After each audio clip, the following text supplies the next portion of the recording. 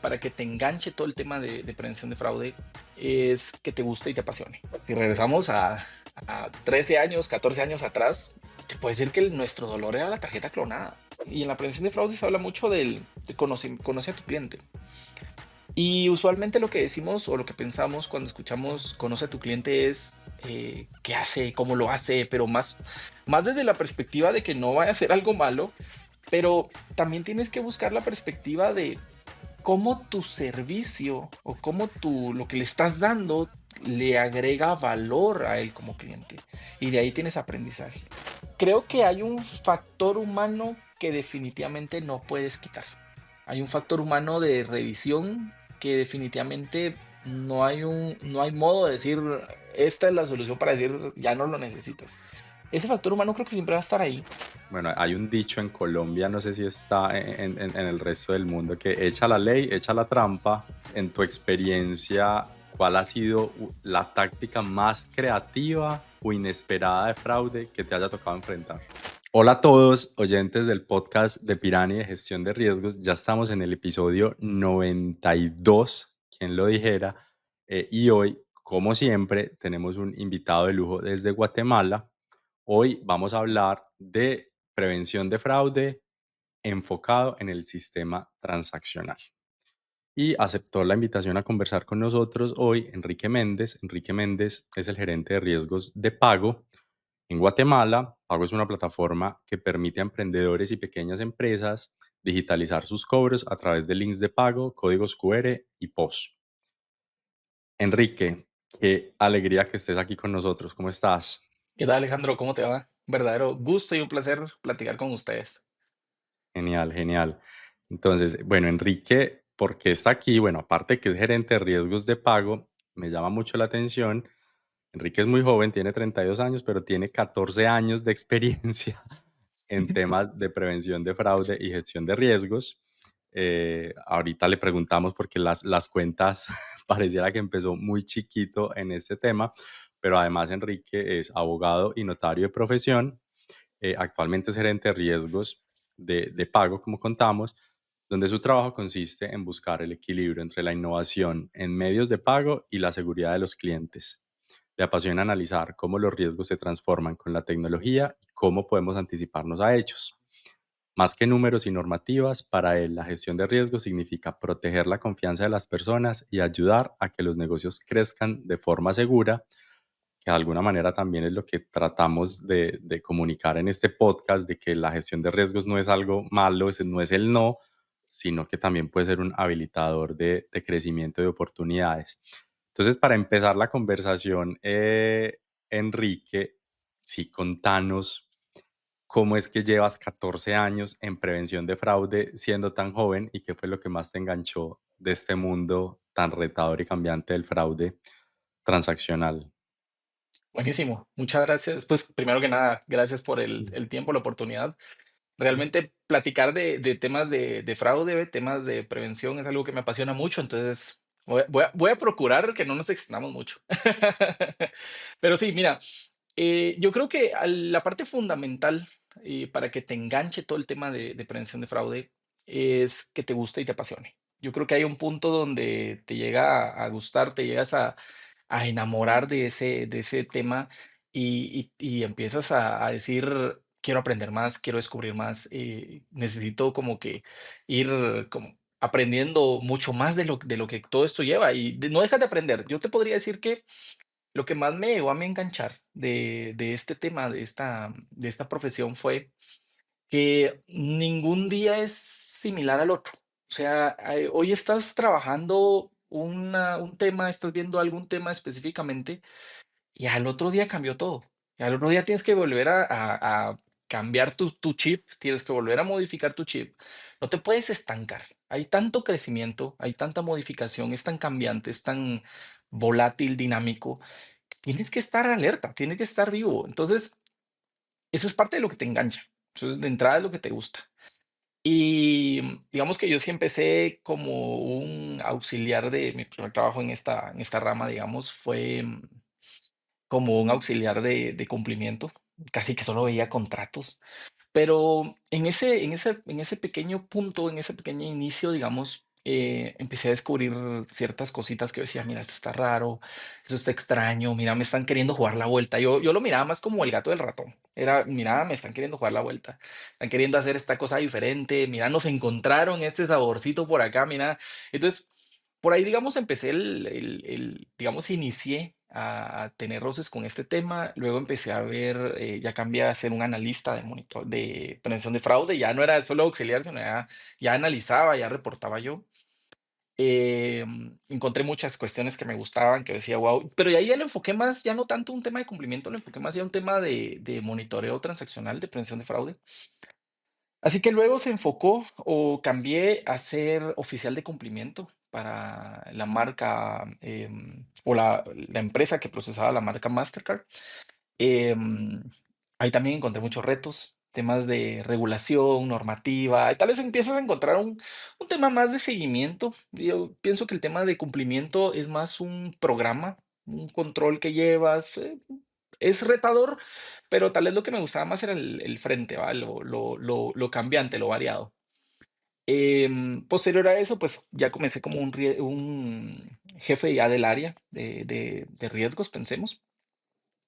Y luego ya di el brinco a ya la gerencia, ya, digamos, ver todo el riesgo integral, que ya eso conlleva otro reto. Ya eran 3 sabores distintos, ya había un tema de riesgo transaccional, prevención de fraude, un tema de cumplimiento, todo lo que es normativa, reguladores, lavado de dinero, financiamiento del terrorismo, todo lo que conlleva, y seguridad de la información.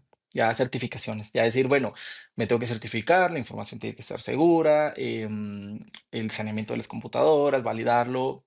Esencialmente yo no soy técnico, pero sí el control, digamos, sí tienes que tener, digamos, el conocimiento de la normativa y decir, ah, bueno, tienes que hacer esto, tienes que controlar esto y pues llevar tu control y evaluar de, digamos, que todo ahí vaya bien estructurado, que no hayan fallas y como te lo decía al inicio, cada día va cambiando. Entonces lo que vas haciendo al inicio o lo que vas haciendo en enero, ya en diciembre posiblemente ya no te esté sirviendo igual. Entonces ahí tienes que empezar a hacer las modificaciones. Enrique, pero yo sí quisiera, es que antes de que empezáramos a grabar, Enrique me estaba contando la historia de cómo llegó a este mundo de prevención de fraude y era que te entendí que primero trabajabas en un call center, haciendo el trabajo de call center y pasó algo que te llevó a este mundo. Yo sí quisiera que le contaras a la audiencia eso que me pareció muy, muy bacano.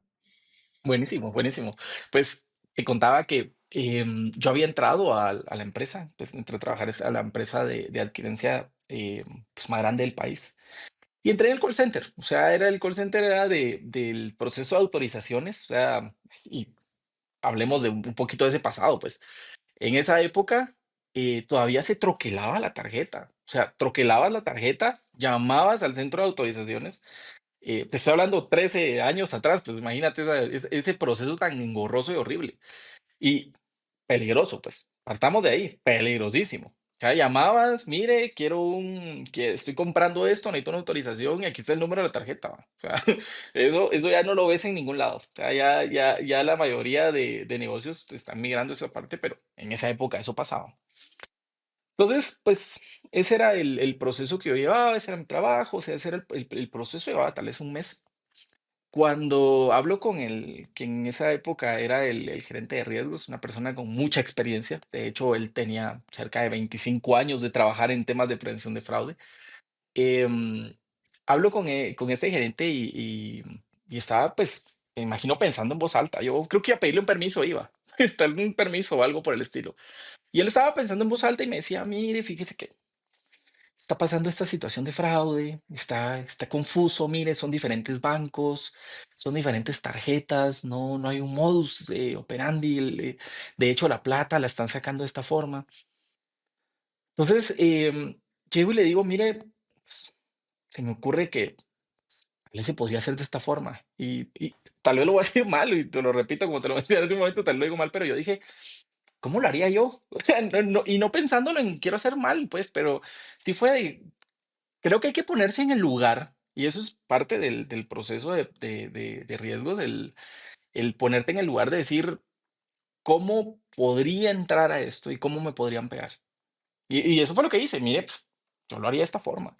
Yo la forma en la que en la que haría el fraude es, mire, pues, en la llamada yo podría fingir, pedir otros datos, no hacer la transacción, decir que se no pasó, no queda registro y ahí no hay cómo rastrear la transacción, pues, o sea, le digo más o menos la idea y los 2 días me manda a llamar y me dice: "Mire, siéntese, cierre la puerta", y yo: "¿Qué pasó?". Y empieza a decir: "Mire, así era el fraude, tal cual, como me lo explicó, así fue". Y mi primera reacción fue: "Uy, espero no estar en el banquillo de los acusados, espero que no estés dudando de mí". Pero me dice: "Necesito que me diga por qué sabía o qué cómo fue que llegó a la conclusión". Y yo, pues, se me ocurrió. O sea, realmente no sé por dónde va su mente, pero a mí se me ocurrió que así era la forma. Y me dice: "¿Sabe qué, Enrique? ¿Quiere trabajar conmigo? Mejor lo voy a sacar de donde está, véngase al área de riesgos, quiero que trabaje aquí conmigo y vamos a hacer cosas, vamos a hacer cosas maravillosas". Y la verdad es que ese cambio, esa experiencia, digamos, que pasó fue lo que me dijo: "Mira, ahí está, entrada de lleno al tema de prevención de fraude", y me encantó, pues. De ahí fue el crecimiento, digamos, fue la salida, fue el punto de partida para poder, ir encontrando o descubriendo todo esto y apasionarme en el trabajo. Y tenías 19 años. 19 años, creo que Wow. recién cumplidos, una cosa así, recién cumplido. Bueno, y si miras hacia atrás, Enrique, ¿cómo describirías la evolución del fraude en Guatemala desde aquella época donde la clonación de tarjetas era el gran dolor hasta los retos actuales con pagos digitales y facilitadores de pago? Yo te puedo decir que Guatemala realmente, ha sido a nivel de la región, porque, pues, en otras regiones posiblemente iban mucho más adelantados, pero Guatemala a nivel región, siempre fue muy innovador y a la fecha sigue siendo muy innovador en cuanto a cambiar la forma en la que se ha hecho o evolucionar la forma en la que se van haciendo las cosas. Guatemala siempre ha estado como que queriendo impulsar ese proceso de poder actualizarse en cuanto a las tecnologías. Ahora, si regresamos a 13 años, 14 años atrás, te puedo decir que nuestro dolor era la tarjeta clonada. O sea, y era una cosa que ahora lo piensas y dices: "Guau, ¿cómo pasaba eso?".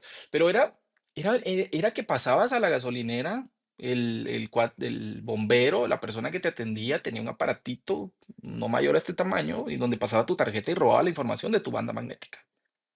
Y eso era yo cuando lo vi me maravillé, yo dije: "Guau, guau, estos viven en el 2026", decía yo en esa época. Ya me pareció una genialidad. Ahora yo lo miro atrás y digo: Eso ya no hace cosquillas. Pero afortunadamente, y gracias a la trayectoria que llevo, pues sí fui viendo la actualización o la evolución de estos esquemas de fraude.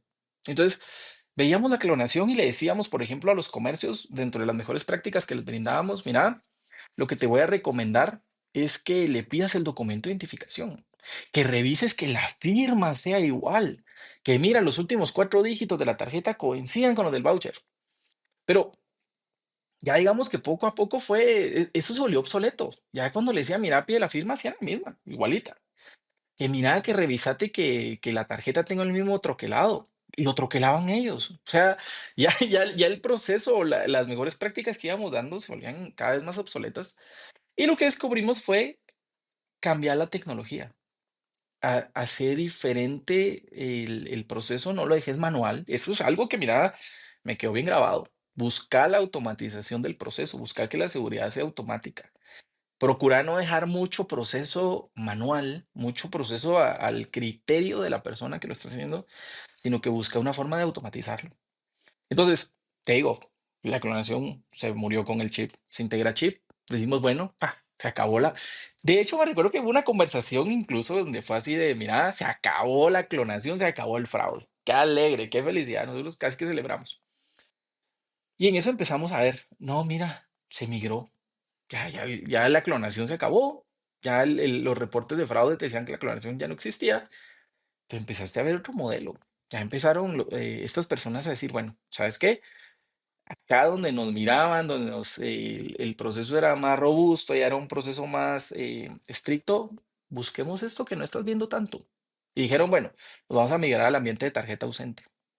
Y ahí en el ambiente de tarjeta ausente ya empezaron a volverse mucho más creativos, ya empezaste a ver ataques de bots, ya empezaste a ver ataques de fuerza bruta, ya empezamos a identificar otros esquemas de fraude más sofisticados y dijimos, bueno, se acabó la clonación, se acabó, la tecnología funcionó, ahora vamos a enfocarnos hacia que este va a ser el nuevo reto. Y empezamos a buscar otro tipo de tecnologías, otro tipo de mecanismos, otro tipo de infraestructura incluso para poder monitorear y que fuera más sencillo. Y nos empezamos a topar con temas, por ejemplo, a ver, yo necesitaba 10 analistas, pensemos.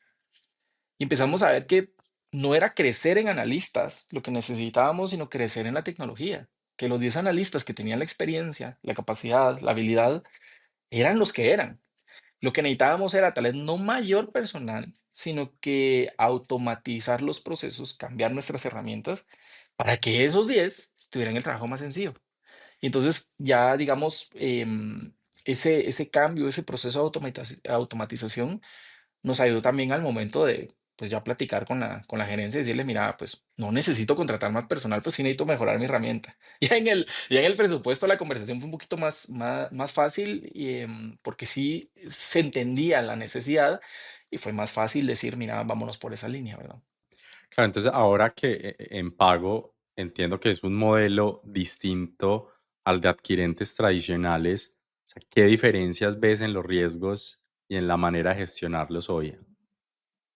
Fíjate que el tema del facilitador de pago es una figura relativamente nueva en Guatemala. No lleva más de 5 años. O sea, con eso te digo todo. Es muy nuevo el proceso. ¿Qué tenía la adquirencia tradicional? Y yo creo que eso va a pasar a nivel mundial. La adquirencia tradicional, de algún modo, lleva un proceso un poco más lento en cuanto a generar ese, la entrega del producto, la afiliación del comercio. La adquirencia tradicional tiene tal vez un poco de eso, que tal vez un poquito por el volumen, el tamaño, no sé, algo ahí detrás de que hace que el proceso sea un poco más complicado, más difícil. Pero al llegar el facilitador de pago, al empezar los facilitadores de pago, la función o el lema principal es cambiemos la forma en la que se están haciendo las cosas. Cada vez más, y ojo que el que manda en la industria, que el dueño de la industria es el cliente. Él es el que te dicta qué tienes que hacer y cómo tienes que hacerlo. Cada vez el cliente tiene menos tiempo para estar esperando, pues. O sea, de un proceso de, mira, te voy a afiliar en una semana, te voy a afiliar en 15 días, y ahí en 15 días a ver si llega el ejecutivo a dejarte el POS. El facilitador de pago lo que vino a hacer es cambiar eso y decir, en 10 minutos te puedo afiliar. En 10 minutos estás listo para comenzar a recibir transacciones. Entonces, el reto de seguridad que llevamos iba amarrado o iba de la mano de lo que queríamos resolver, y era un servicio ágil que le diéramos la oportunidad a nuevos comercios de decir, entra al mundo financiero, entra eh, entra de lleno al mundo financiero, mira lo que tiene, pues porque realmente son muchas las ventajas. Entonces, lo que buscábamos era decir, entra rápido, entra fácil, entra sin fricción, y atrás, digamos, estaba ahí Enrique diciendo, démosle, pero tranquilos, vamos a poner estos procesos, vamos a hacer cumplamos con los 10 minutos, porque, y lo dijiste al inicio, el área de riesgos usualmente es como los villanos de la película, son los malos, o sea, es como de, nah, pues que si lo mira riesgo se acabó. Y no es así, de hecho hay un equilibrio muy, muy bonito en donde dices, a ver, por un lado pongo la rentabilidad del negocio, porque tienes que tener un aspecto comercial, y por otro lado ese es el riesgo, y en medio tienes el riesgo inherente. Y yo jugaba con eso, yo decía, a ver, si yo no quiero fraude, cerremos todo. No vendo nada, no tengo fraude. Si abro todo, bueno, voy a vender un montón, pero tengo fraude. Entonces hay un punto de equilibrio donde dices, bueno, aquí vamos. Entonces, ese punto de equilibrio a nivel de ya en pago, digamos, fue identificar qué herramientas, qué otros procedimientos. Y la agilidad que tenemos nosotros para hacer las cosas también fue algo que impresionó bastante. El poder decir, miren, hagamos esto, busquemos esta solución, construyámoslo, hagámoslo rápido y pongámoslo en marcha.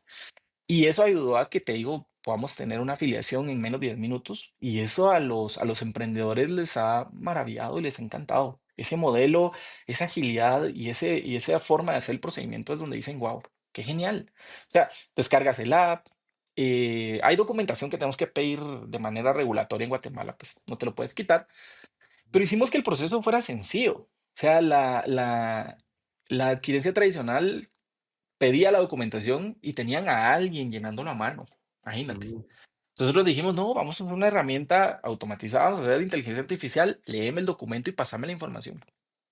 Entonces, claro. quitamos ciertos dolores, quitamos ciertos, digamos, inconvenientes que teníamos, eh, y comenzamos a utilizar estas nuevas tecnologías. Entonces, llegando al meollo de la pregunta que me has hecho, el mayor reto fue encontrar ese punto de equilibrio, donde fueras ágil, rápido, pero que también fuera seguro y que dieras esa tranquilidad y esa seguridad tanto a las marcas, tanto a los comercios y tanto a la interna de la empresa, a decir: "Estamos bien, estamos haciendo bien las cosas y hay procesos para decir, lo estamos manejando de manera correcta", pues.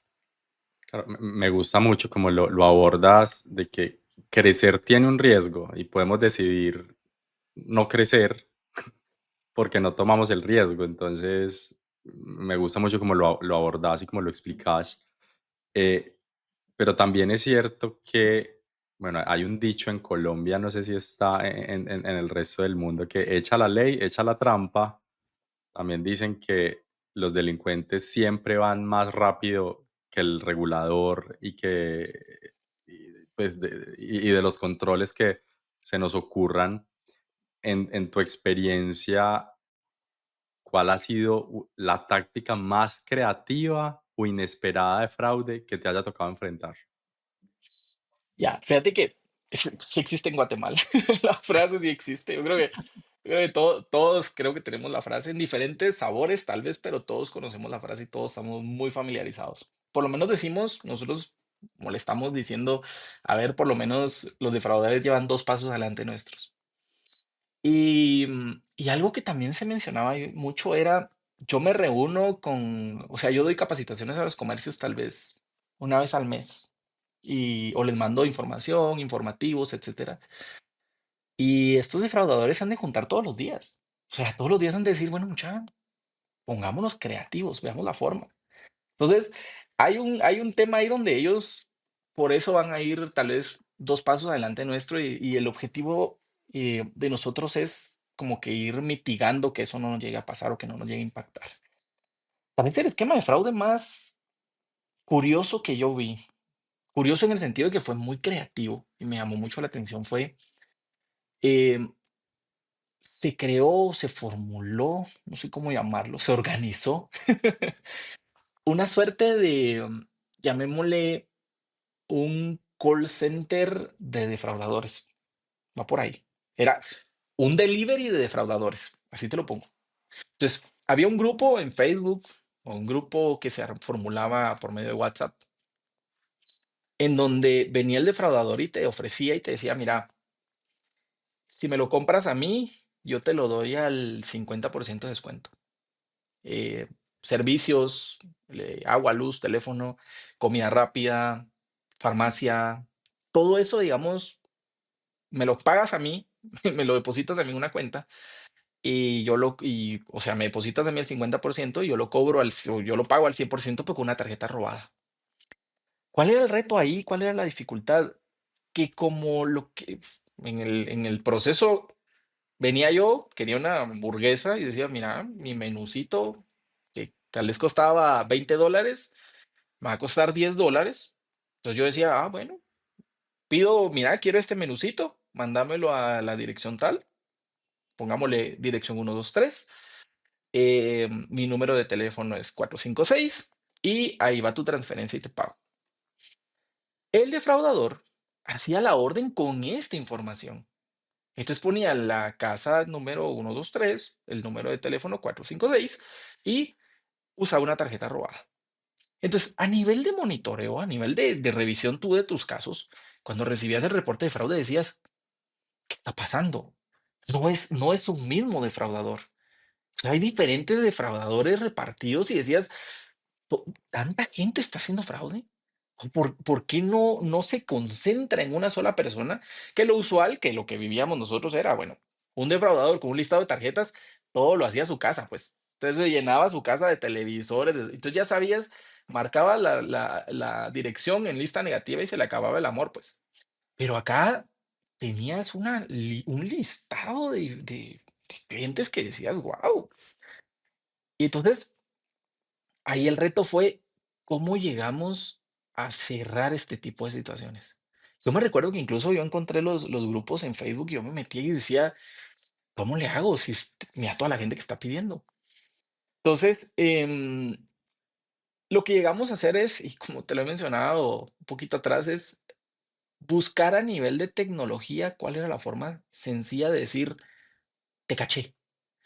Y entonces nos dimos cuenta de que usaba la información, el número de teléfono del cliente, que ese también era ladrón, pues, también era parte de la colada, pues, pero usaba el número de teléfono de este cliente, o este supuesto cliente, la dirección de este supuesto cliente, pero generalmente utilizaba el mismo dispositivo. O sea, por mucho que él intentaba ocultarlo, porque usaba VPNs, usaba, digamos, otro tipo de información, pero era la misma computadora. Por más que quisiera él cambiar, no iba a tener 10 computadoras distintas. Entonces, lo que hicimos fue utilizar tecnologías que nos permitieran llegar al dispositivo como tal. Entonces, ya cuando llegamos al dispositivo, dijimos: "Ah, sí, mira, el mismo computador tiene 50 órdenes diferentes con 50 tarjetas, 50 direcciones". Entonces dijimos, a ver, ya lo cachamos. Entonces logramos, obviamente hay un apoyo ahí interinstitucional, ya podemos decirle a nuestro Ministerio Público, a la autoridad, pensemos, mira, aquí está la investigación, encontramos todo eso, mira, esas son las direcciones, ahí va, tené. Y afortunadamente logramos, digamos, desarticular un par de bandas de esas. Habrán algunas por ahí, creo que está de moda, de hecho, ese tema, habrán otras por ahí, pero nosotros logramos hacer esta identificación y dijimos, bueno, y como lo decías al inicio, ya hicimos la ley. em, Solo falta ver qué otra trampa se están haciendo ahora, pues, pero Claro. por lo menos ya ese aprendizaje te quedó y decís, bueno, ya no solo para esto, ya te sirve para otras cosas. Ya cuando encuentras una transacción aislada de fraude, de ese defraudador de antes, digamos, el que compraba con las tarjetas para él, ya lo Ujú. marcas y dices, bueno, tu computador va a lista negativa, ya vas, ya no puedes comprar nunca más. Entonces te Ya. ayuda a poder tener ese control. Enrique, y bueno, súper interesante el caso, eh, pero claro, a veces dicen por ahí que a veces aprendemos más de los errores que de los éxitos. Porque cuando nos fue bien, pues seguimos bien, pero a veces cuando nos equivocamos, ajustamos algo del proceso. Así como nos contaste este caso de alguien, de un delincuente o un grupo de delincuentes que lograste atrapar. ¿Hubo también algún error o lección aprendida que te cambió la forma de plantear la prevención de fraude? Fíjate que sí, pero tal vez me voy a ir un poquito más para atrás, porque la verdad es que cambió por completo la perspectiva en la forma en la que yo trabajaba las cuestiones de fraude.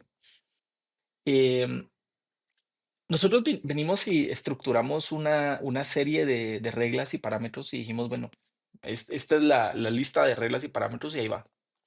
Las colocamos, pero lo que nos faltó fueron dos cosas bien importantes y esto es ley en el tema de prevención de fraude y es no estancarte, no dejarlas a la eterna memoria, nada está escrito en piedra y tienes que hacer una revisión constante de lo que colocaste y retrospectivamente decir, a ver qué pasó.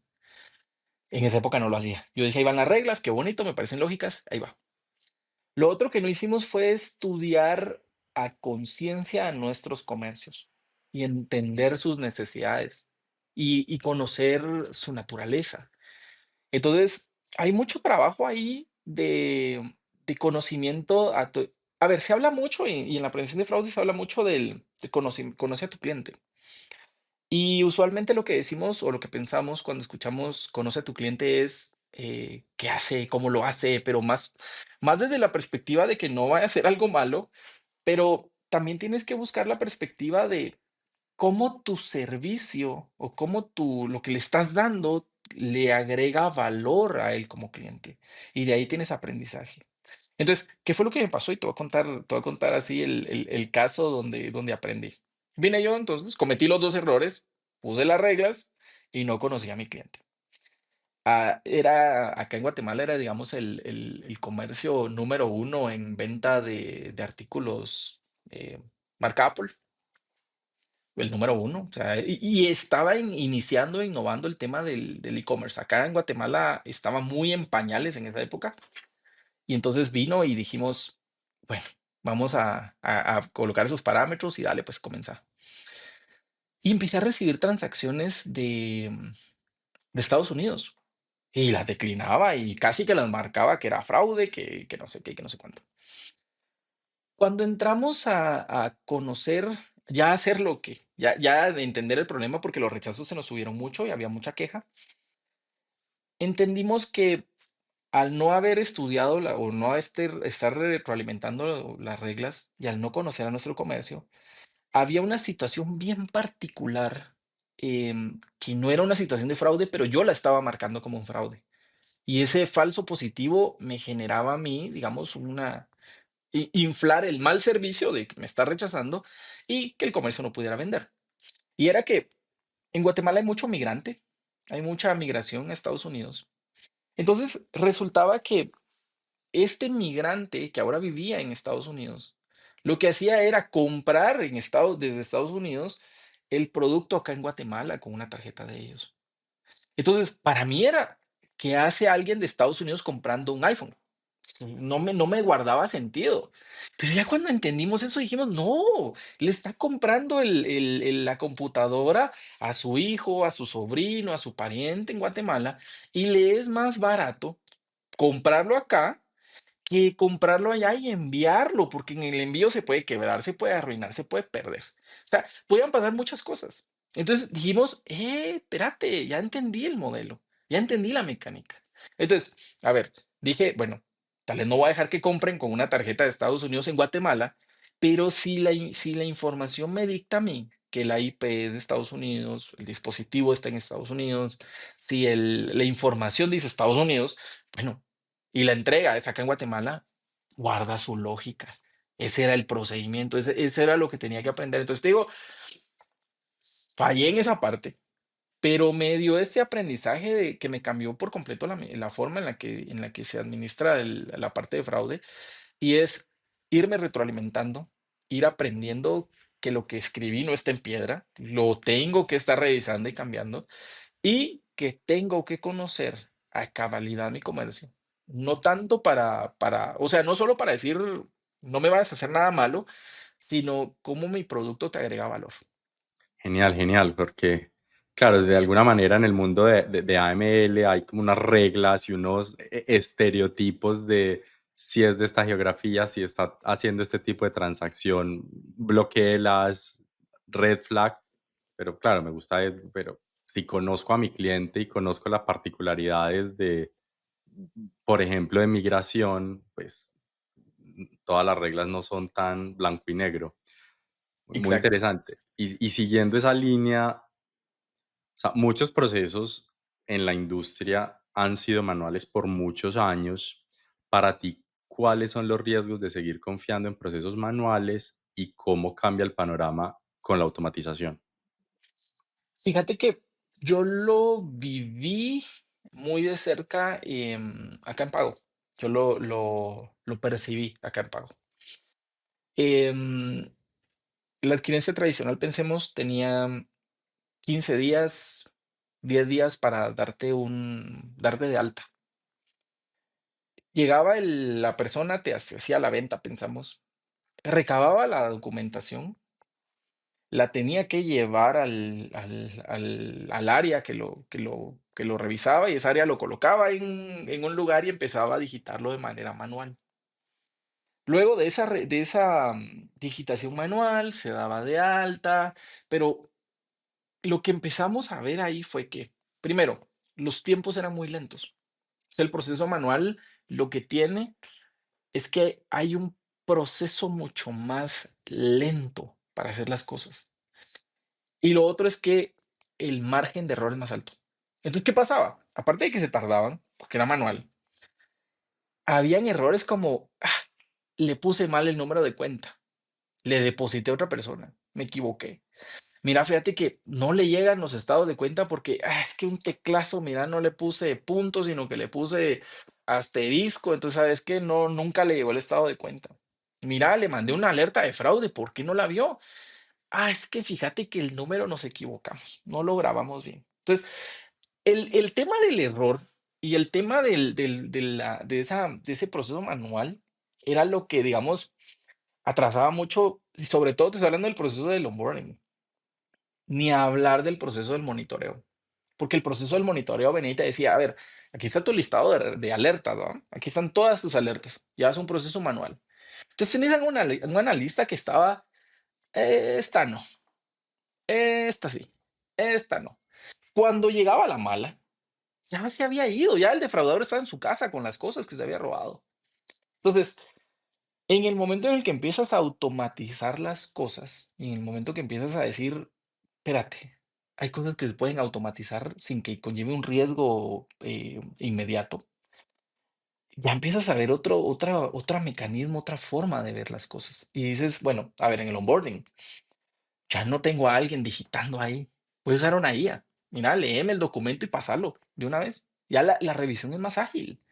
Ya si la IA detecta algo, si hay un error, hay una discrepancia, porque de hecho hay herramientas, ya en el mercado incluso te ofrecen herramientas que te dicen, mira, te identifica si el documento es falso. Entonces, ya esos ya te generan un caso para decir, bueno, que haya un proceso manual de revisión, no de la producción como tal, sino de la revisión. Y ahí sí ya es diferente, porque ahí tal vez ya necesitas a la persona, ahí tal vez ya necesitas que alguien diga, voy a revisarlo más a detalle, ya necesitas doble checar eso que tienes automatizado, pero por lo menos el 90%, 95% de lo que está entrando ya lleva otro proceso más fluido. Y entonces ya te da chance de decirle al cliente, como te lo mencioné hace un momento, bueno, 10 minutos ya estás adentro, dale, trabaja, hace uso de la herramienta, ya estás habilitado para trabajar con nosotros. Entonces, a todo este buen cliente, detecta la diferencia y te dice, qué fluido. Eso era lo que quería, rápido. Y a este mal cliente, pues ya lo tienes en un proceso de una revisión manual donde dices, bueno, a ver qué está pasando, todo va bien.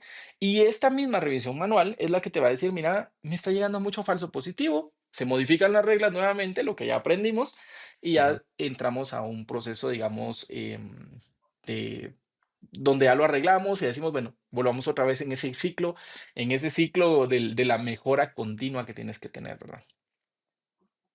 Claro, Enrique, y bueno, evidentemente siempre será mejor algo automatizado que en teoría un proceso manual, porque como dices, es más lento, necesitas más gente, más horas, pero me imagino que también automatizar ciertos flujos y ciertos procesos también tiene riesgos. O sea, ¿has visto alguno, por ejemplo, ahorita con el tema de Machine Learning, herramientas de monitoreo transaccional? eh, ¿Has visto en este momento alguna limitación o algún riesgo de esas plataformas tecnológicas? Fíjate que sí, y tal vez, a ver, quisiera tener la respuesta de decir, mira, eso está pasando y así se solucionaría. Tal vez me encantaría tener eso, pero creo que no hemos llegado a eso. Pero creo que hay un factor humano que definitivamente no puedes quitar. Hay un factor humano de revisión que definitivamente no hay modo de decir, esta es la solución para decir, ya no lo necesitas. Ese factor humano creo que siempre va a estar ahí. Em, y tal vez te lo puedo ejemplificar con un caso que yo vi, con una billetera. Esta billetera, digamos, lo que hacía era que podías transferir fondos enrolabas una tarjeta en la billetera y luego podías transferir fondos con con esa billetera hacia otras tarjetas.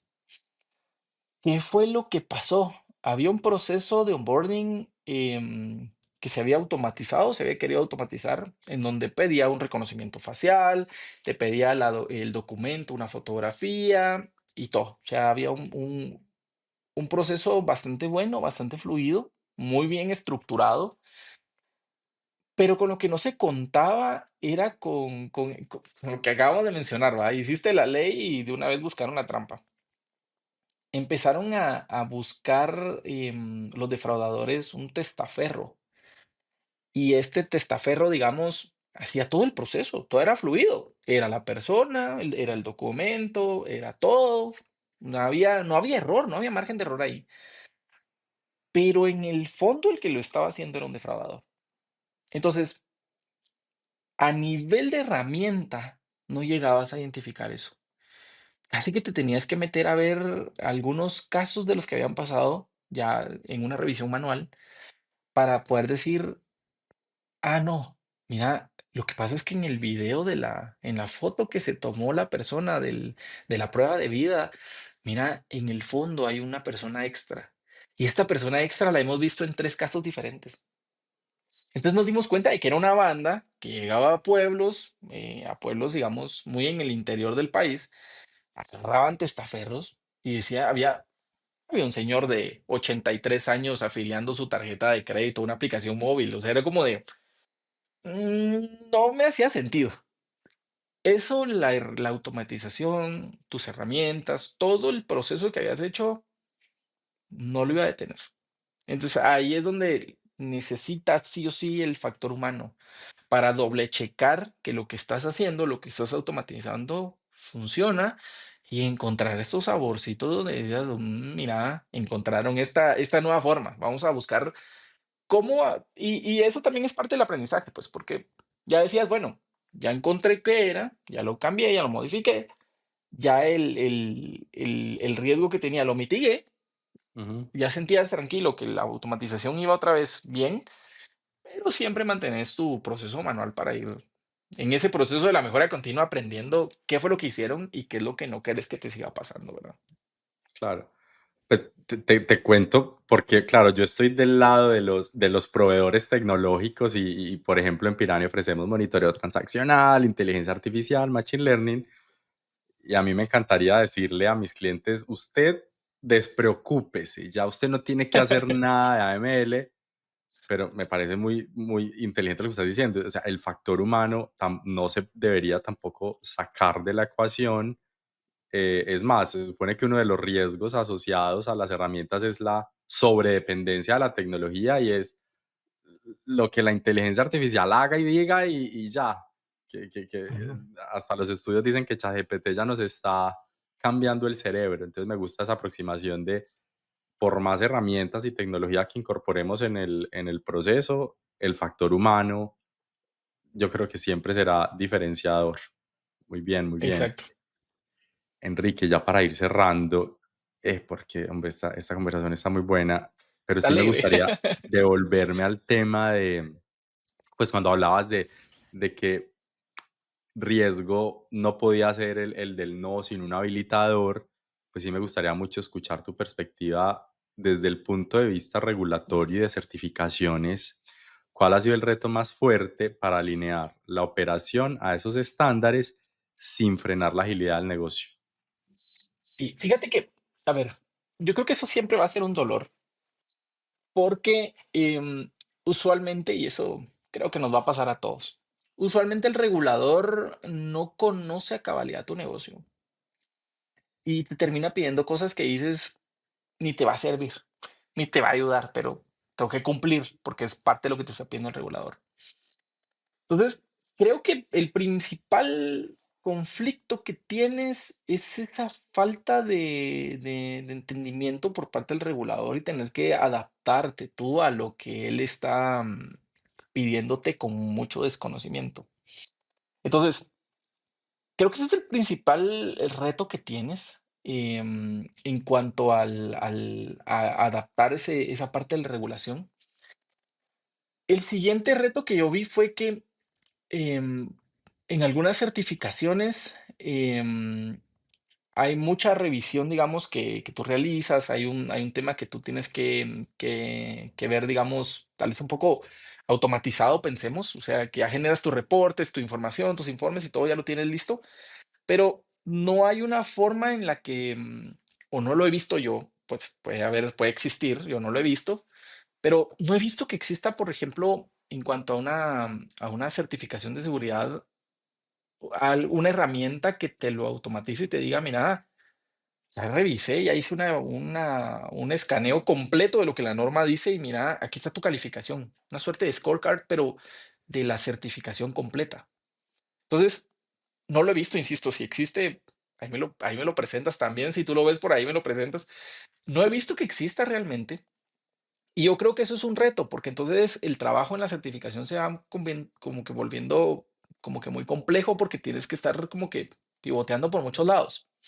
Entonces, tienes esos dos sabores, o eso es lo que desde mi perspectiva he visto. Un regulador que no te conoce, por lo menos a nivel gubernamental, y un proceso de revisión de la auditoría que no es tan automatizado ni tan ágil. Yo recuerdo una certificación que nosotros hicimos hace años, fue para un tema de PCI y tenía que llegar el auditor, una semana teniéndolo y ahí andaba el señorcito y mire, muéstreme en sus papeles de sus políticas, quiero ver su política en papel, que esté firmada, que esté autorizada por no sé quién. Creo que es parte, pero ya es algo que ya se está quedando un tanto obsoleto. Creo que ya debería de ser un proceso de decir, a ver, aquí están mis políticas, te cargo mis políticas, te cargo mis procedimientos, te cargo mis manuales, todo digital y todo que se revise de manera automatizada y te diga, mira, aquí está tu calificación de tus procesos. Aquí están los hallazgos, pero ahí dependíamos de un auditor. Te digo, nos tocó una vez un señor que realmente no, no hablaba español. De ahí ya partía un dolor para la comunicación con algunas áreas. Él no hablaba español, no entendía bien la mecánica de los procesos, no conocía lo que estábamos llevando. Entonces, esa auditoría llevó un mes, creo yo. Entonces, estabas en un tema de decir, no lograbas cerrar el tema de la auditoría y ya estabas llegando a tu época fuerte y decías, tengo que correr, tengo que ver cómo le hago. Entonces, creo que esos son los dos sabores. Falta de agilidad en los procesos de la certificación, que no lo he visto, y un regulador que no te conoce bien y que te va a pedir cosas que no te van a servir. Y tienes que adaptar, digamos, tus procedimientos, tus cuestiones a algo que pues, eso tienes que cumplir, pues, pero no está funcionando nada o no está resolviendo nada de fondo. Claro, Enrique, ¿y cómo equilibrar la presión por dar experiencias de pago rápidas y sin fricción con la necesidad de controles estrictos contra fraude y lavado? Fíjate que acá, digamos, de lo que hablamos del punto de equilibrio es donde dices, a ver, ¿qué es lo que te pide y regresando un poquito a lo que te mencionaba, qué es lo que te pide el regulador? ¿Qué es fundamental y que sí te va a servir? Y a eso darle el mayor enfoque y que solo lo tienes que cumplir.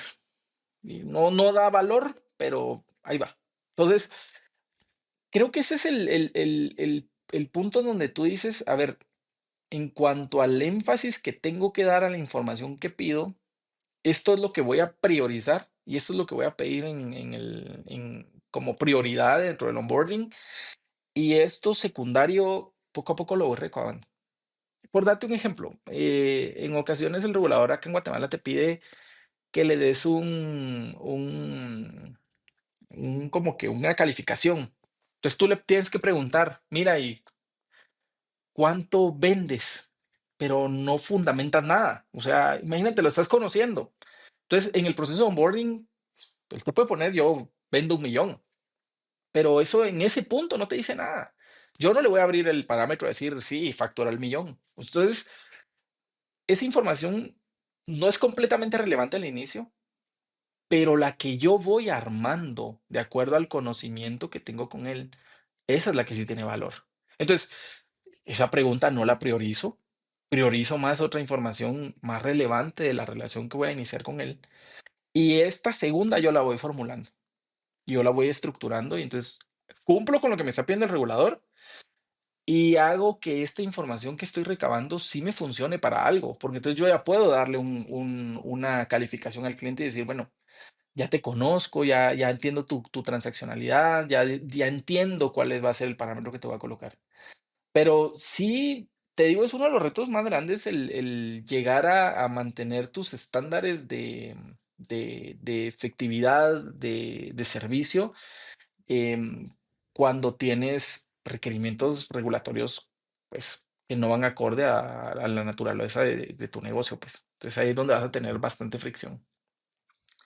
Enrique, ya para cerrar, cuando piensas en el futuro de pago y en tu rol en la prevención de fraude, ¿qué te emociona más de lo que viene?